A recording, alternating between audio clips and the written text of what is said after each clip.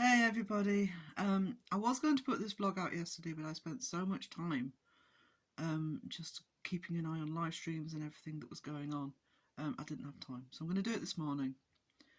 If you've been watching my channel, you know that my sort of key remit in terms of the community is to look at the big picture, to look at what the channel's doing, how the subscribers are responding and feeling about the topics and about what's happening.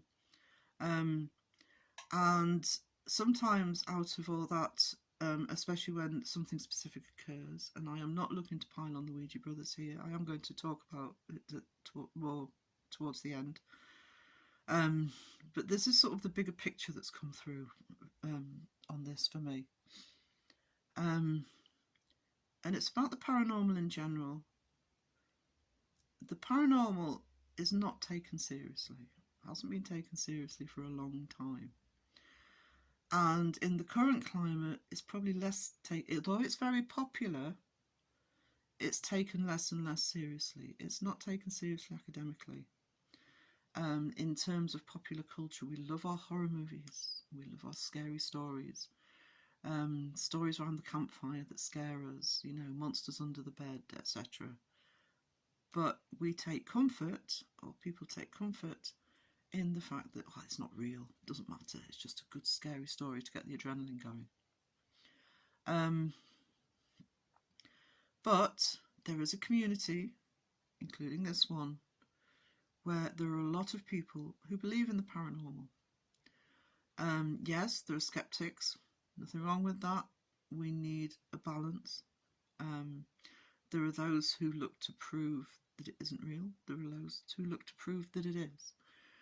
But whichever side of the fence you're on, or if you're somewhere in the middle, like myself, because I do believe in the paranormal, I've had my own paranormal experiences, but I always try and debunk. I always have.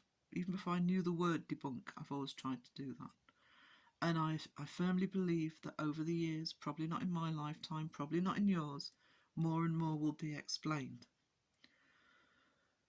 However, the paranormal does need to be taken seriously. It really does. And that is part of our responsibility for that. Now, the debunkers are there, obviously, first and foremost, to call out channels who are faking the paranormal. Because every time a channel fakes out the paranormal, it doesn't help. Paranormal loses bit by bit by bit. There are paranormal investigators that I've heard say, we don't have a YouTube channel because we want to be taken seriously. And that's a shame, because it's a public platform.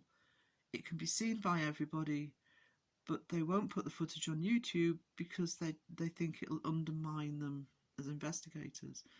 And a lot of the time they're not wrong.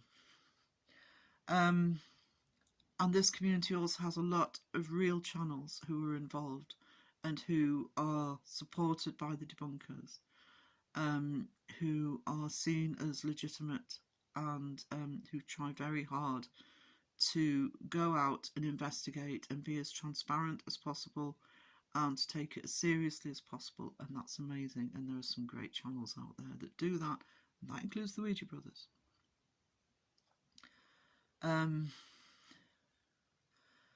But what we also need to do, each and every channel, whether it's a debunking channel, whether it's a real investigation channel, whether it's a research channel, whether it's a commentary channel like myself, we all need to take responsibility to the content we're putting out there. We need to take responsibility to the paranormal as a whole. We need to take responsibility to the people watching. And we need to take responsibility to anybody who's being affected by the content we're putting out. Now, the Ouija brothers video, what needs to be considered is somebody recently deceased, as far as I'm aware. There are going to be family, there are going to be friends, there are going to be loved ones in any situation like that, by the way. This is not me saying it's just the Ouija brothers. Anybody who goes into that situation or to any situation where it's recent deceased or people are still around, have to consider the consequences of stuff like that being aired on YouTube. It's not just an invasion of privacy of the person, it's an invasion of privacy of the whole community that is affected by that event, by that death, by that circumstance. Now, SEG put out a video in responding to the Ouija Brothers video. Superb video. Summed it up perfectly for me. Jamie, 2-Ply Paranormal, put out a video where it had affected him personally. And I had the same feeling as Seg said about his father living alone in the UK. Jamie about his father passing away. My father passed away in 2020. Now my father passed away at home. We were around for him, but it still makes you think, well, you don't even have to be involved in the actual incident. It still makes you think, well, how would I feel if somebody did that to somebody that I love?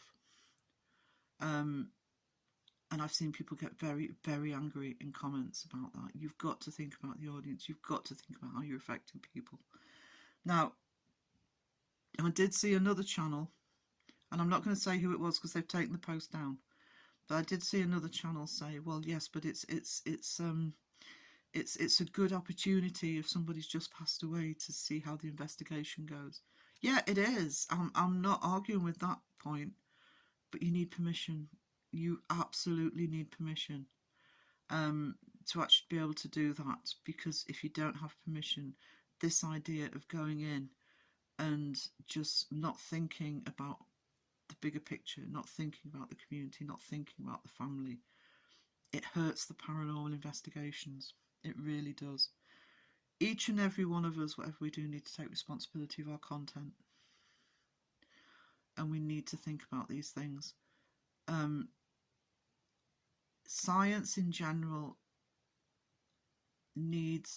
has codes of ethic, codes of responsibility, and I don't think the paranormal should be any different in that. Now, no, there's nothing written down.